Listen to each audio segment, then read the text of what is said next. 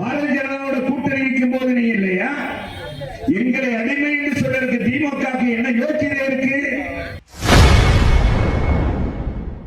ஏற்கனவே பாஜகவுடன் கூட்டணி வைத்து ஆட்சியில் இருந்த திமுகவிற்கு அதிமுகவை பேச என்ன யோகியதை இருக்கிறது என்று அதிமுக முன்னாள் அமைச்சர் செல்லூர் ராஜு ஆவேசமாக தெரிவித்துள்ளார்.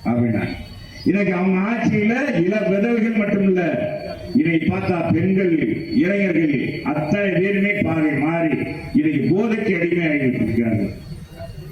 பெருத்த அவமானமாக இருக்கிறது. இந்த ஆட்சி திமுக என்றைக்கு விரட்டப்படுகிறதோ அன்றைக்கு தான் தமிழகத்துக்கு விடிவு காலம் என்று மக்கள் நினைக்கிறார்கள். அதன் வழிதான் இன்னைக்கு புரட்சி தமிழருக்கு, எடப்பாடியாருக்கு எங்கு பார்த்தாலும் மக்கள் வெல்லம், எங்கு சென்றாலும் சிறப்பாக இருக்கிறது. இதை பார்த்து இன்னைக்கு கலைஞருடைய மகன் ஸ்டாலினுக்கு பொறுக்க முடியவில்லை, தமிழக முதலமைச்சருக்கு பொறுக்க முடியவில்லை. அது மத்திய அரசோடு இன்னைக்கு பாரதிய ஜனதாவோடு இணக்கமாயிட்டோம் அப்படின்ன உடனே அவருக்கு இன்னைக்கு காய்ச்சலே வந்து விட்டது. திமுகவுக்கு என்ன செய்யறதே தெரியல, மதவாத இயக்கம் என்றாங்க. அந்த கட்சியோட ஆட்சியில இருந்தவங்க, அவங்க பங்க வைத்தவங்க, அவங்க பாரதிய ஜனதாவோட கூட்டணி இருக்கும் போது நீ இல்லையா? எங்களை அடிமை என்று சொல்றதுக்கு திமுகவுக்கு என்ன யோசனை இருக்கு? 2016 நீ என்ன செஞ்சீங்க? என்ன நடந்தது?